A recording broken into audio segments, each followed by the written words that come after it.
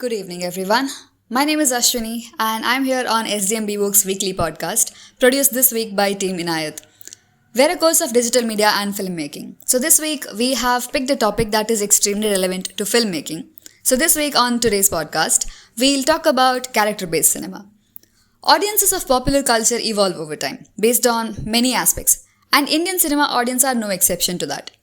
Indian movie audiences have evolved drastically, actually, in the last decade, and only a few filmmakers have managed to catch that pulse and somehow encash it.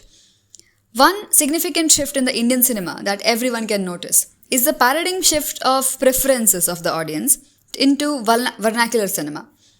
Vernacular cinema has in fact been the underdog for decades now, and it has now arrived to the driving seat of popular culture. Actually, to the extent of being India's entry to the Oscars.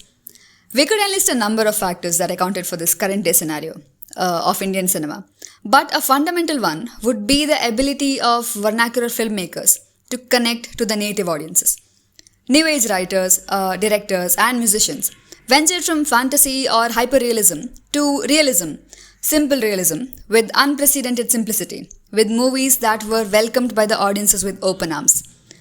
Once they delivered quality with native flavor and relatable plot lines, even with extremely low budgets and basic making techniques, the audience was quick to catch the taste and shift their preferences to vernacular cinema. This trend has actually given rise to a significant genre of cinema, which did exist in the past as well, but is now an evident audience favorite. Character-based cinema, which stands in contrast to story-driven or action-packed movies, as the name itself suggests. It is focused on building interesting character arcs throughout the movie. It's more about the people in the movie, their thoughts and actions, behavior, and deep-rooted psyche behind everything that they do, than it is about driving the story to an interesting climax or having nail-biting action sequences or such. It's a genre of cinema that not everyone would easily come to love, but actually it has surprisingly taken on more people aboard than it would theoretically be expected of. We have to absolutely admit that in the modern day, Malayalam filmmakers have pioneered and mastered the art of character-based cinema better than anyone else in the country. And they have experimented with character traits in the most unexpected yet relatable ways. They've boldly shifted the central plots of movies from outwardly experiences, with hero worship factor, to homes and mundane experiences of often neglected characters, clad in lungis or hailing from the most unconventional setups. And then there have been some other vernacular and even Hindi filmmakers who ventured into complex human emotions beyond the popular ideas of love and romance and made movies out of it. In the last decade, a lot of character-driven movies have explored concepts like child psychology, ego, ambition, infidelity, lust, sexual orientation, and such things.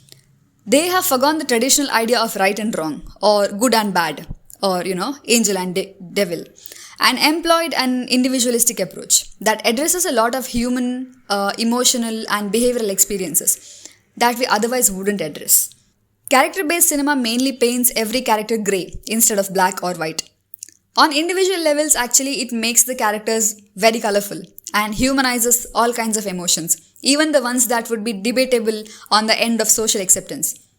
Because of this fundamental factor of exploring the human psyche through testing plot lines in character-based cinema, I personally believe that even though such movies involve lesser technical aspects in terms of production, they are the ones that are hardest to produce, because capturing and depicting emotions or flow of consciousness on screen is extremely hard. You need incredible script that must be combined with impeccable direction and acting skills to execute this. Making a viewer see what exactly a character is feeling, especially in a plot that throws difficult challenges at the character, is an entirely new level of cinematic expertise. This becomes more challenging when the filmmakers pick plot lines from everyday life, like the movie Home, directed by Rogen Thomas. When you stick to realism, you cannot elevate the story to surreal experiences just for the sake of it. And it is often a challenge to resist the urge to include symbolism that common audiences probably will not easily grasp. In these movies like Home or Kumbalange Nights, the characters become the central elements and their experiences are itself the story, without or with a climax. Character-based movies have played a role in humanizing a lot of experiences that went unaddressed in the past, which is actually a brilliant outcome. The concepts of social acceptance, right and wrong, and of individualism are visibly being altered with this shift in popular culture. We are addressing people more than ever with movies now, as opposed to social expectations, and it's a trend that we all can get on board with. This was a little bit of my take on character based cinema for this week. Keep listening to SDMB Work podcast for more interesting information like this. Thank you.